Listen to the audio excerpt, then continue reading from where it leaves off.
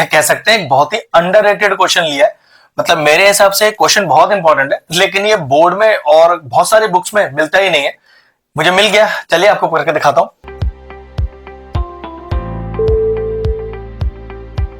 Hello friends, आज हम topic discuss करें क्लास 10 से। चैप्टर लिया है लीनियर इक्वेशन। एक बहुत ही शानदार सा क्वेश्चन लिया है, या कह सकते हैं एक बहुत ही अंडररेटेड क्वेश्चन लिया है। मतलब मेरे हिसाब से क्वेश्चन बहुत इंपॉर्टेंट है, लेकिन ये बोर्ड में और बहुत सारे बुक्स में मिलता ही नहीं है। मुझे मिल गया, चलिए आपको करके दिखाता हूं। कह रहे if the price of a book is reduced by ₹5, a person can buy 4 more books for ₹600, find the original price of the book. एक चीज का ध्यान रखना, क्वेश्चन में अगर आपको किसी चीज का रेट बढ़ा कर दिया है, घटा कर दिया है, किसी चीज को कम खरीदा गया या ज्यादा खरीदा गया, इंक्रीज किया गया, डिक्रीज किया गया, तो ध्यान रखना सबसे पहले ये चेक करना कि तुम पे ओरिजिनल कितना था, उसी के बाद आप इंक्रीज या डिक्रीज निकालना। इस तरह के क्वेश्चनों का यही लॉजिक है। कह रहा है कि find the original price of the book, तो माना कि सबसे पहले इसी का प्राइस जो ओरिजिनल प्राइस है उसी को लेट करना है। तो मैंने लिखा let the original price of book be ₹X। मान लिया कि ओरिजिनल प्राइस जो बुक का वो ₹X है, और कुल कितने पैसे हैं उसके पास बुक खरीदने के लिए, ₹600। तो लिखेंगे total amount is equal to ₹600। तो मैं आपसे पूछूं कि कितनी नंबर ऑफ बुक्स वो खरीद सकता है, तो लिखेंगे number of books he can buy, क्योंकि पर्सन है ना, तो ही कैन बाय कितना भाई, ₹600 टोटल है। एक बुक्स की कीमत X है, कुल कितनी बुक्स खरीद लेगा, वो खरीद लेगा 600 अपॉन X बुक्स। सिंपल सी बात है, टोटल मिला के ₹600 उसके पास है, एक बुक की कीमत दी है, तो कुल कितनी बुक्स खरीदेगा, तो कुल खरीदने का फॉर्मूला क्या हुआ, total price upon cost of one book. अब आते हैं क्वेश्चन के मेन पार्ट पर, जो एक्चुअल में क्वेश्चन दिया है कि if the price of the book is reduced by 5, मतलब जो बुक्स एक्चुअल में ₹X की है वो अब X - 5 की हो गई है। तो देखो जरा, now new price of a book वो कितना हो गया, जो बुक ₹X की थी अभी वो X - 5 की हो गई है, लेकिन टोटल अमाउंट उसके पास अभी भी ₹600 ही है। तो वैसे लिखूंगा जैसे मैंने यहां लिखा है, total amount is equal to ₹600। तो अब मैं आपसे कहूं कि अब वो कितनी बुक्स खरीद सकता है, तो भाई सिंपल सी बात है, जितने पैसे हैं डिवाइड कर दीजिए एक बुक की कॉस्ट से, जैसे आपने यहां किया था। तो फिर मैंने लिखा new number of books he can buy, तो कितना, तो ये हो गया 600 upon cost of one book. मतलब अगर उसके पास ₹5 कम है और टोटल उसके पास ₹600 है, तो कुल मिला के वो कितनी बुक खरीद लेगा, वो खरीद लेगा 600 अपॉन X - 5। अब देखो क्वेश्चन में क्या कह रहा है कि अगर उस बुक का प्राइस ₹5 कम हो जाता, अब वो क्वेश्चन कह रहा है कि अगर बुक का प्राइस ये हो गया है तो वो अब 4 बुक ज्यादा खरीद पाएगा ओरिजिनल बुक से। तो what is your condition, what is your according to question, कि अब जो नंबर ऑफ बुक्स खरीद रहा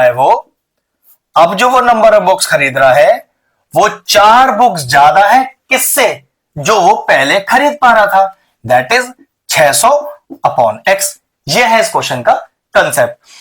अब इसी क्वेश्चन को सॉल्व करना है, तो 600 अपॉन X - 5, इसको इधर ले आओ, ये हो गया 600 upon X is equal to 4। चलो 600 इसमें से आप कॉमन भी ले सकते हो, थोड़ा आसानी से आंसर आ जाएगा। तो 1 अपॉन X - 5 माइनस का 1 upon X is equal to 4। LCM लीजिए, तो 600 ये हो गया आपके पास X इंटू X - 5, इसका एलसीएम आ गया। ऊपर कितना आएगा, यहां आएगा X माइनस का X - 5। सिंपल मैंने क्या किया है, सिंपल एलसीएम लिया है, कुछ नई चीज नहीं कर रहा। ब्रैकेट खोलिए, तो 600 ब्रैकेट में X minus X plus 5 whole upon X - 5 is equal to 4।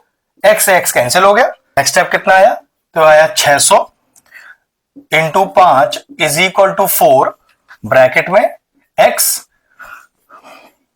Into X minus का 5। सिंपल मैंने क्या किया है भाई, 600 इंटू 5 तो लिखा ही लिखा है, ये क्रॉस मल्टीप्लाई कर दिया। थोड़ा इसे सॉल्व कर लेते हैं। देखो 600 into 5 upon 4 is equal to X square minus का 5x।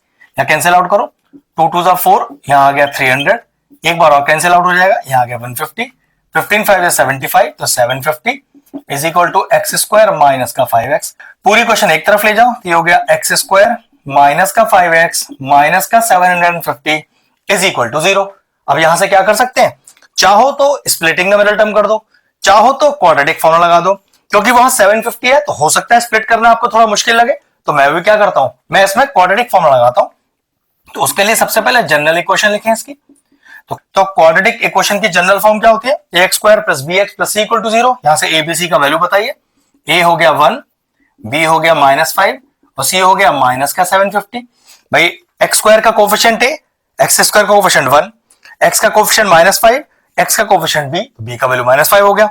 इंडिपेंडेंट ऑफ एक्स, मतलब जिस टर्म के साथ एक्स मौजूद नहीं है वो सी, तो यहां पर वो -70 है, बात बन गया।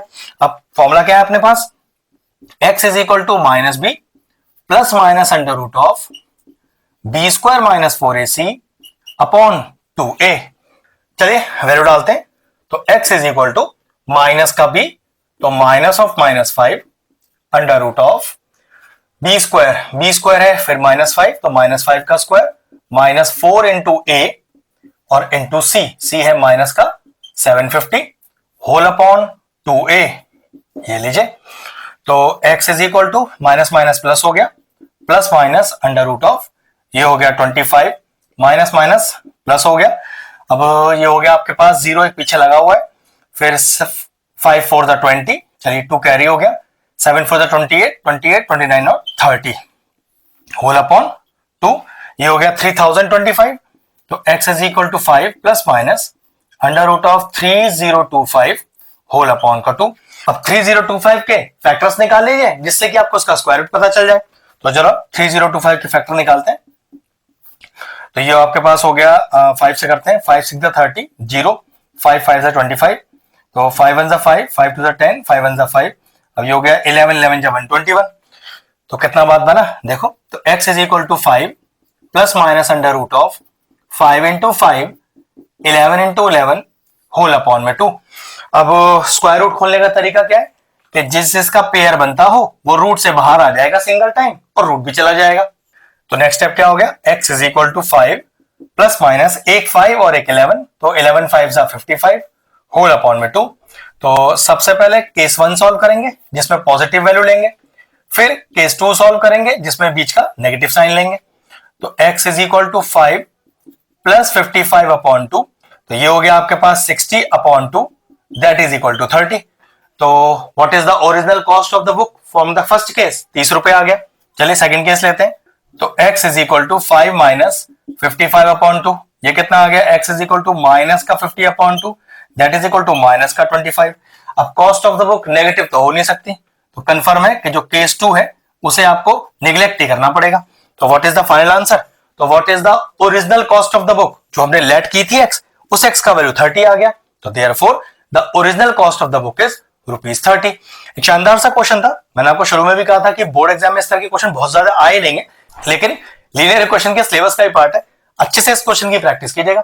अगर इस तरह के और इंटरेस्टिंग वीडियोस देखने हैं तो हमारे चैनल की प्लेलिस्ट में जाएं, वहां लीनियर इक्वेशन चैप्टर की सेपरेट प्लेलिस्ट बनी हुई है जो मैं लास्ट में एंड स्क्रीन में डाल दूंगा, और सारे इंपॉर्टेंट चैप्टर्स की प्लेलिस्ट के साथ जाके उन्हें भी चेक कर सकते हैं। ये क्वेश्चन तो फिनिश हो गया, वीडियो फिनिश करते हैं।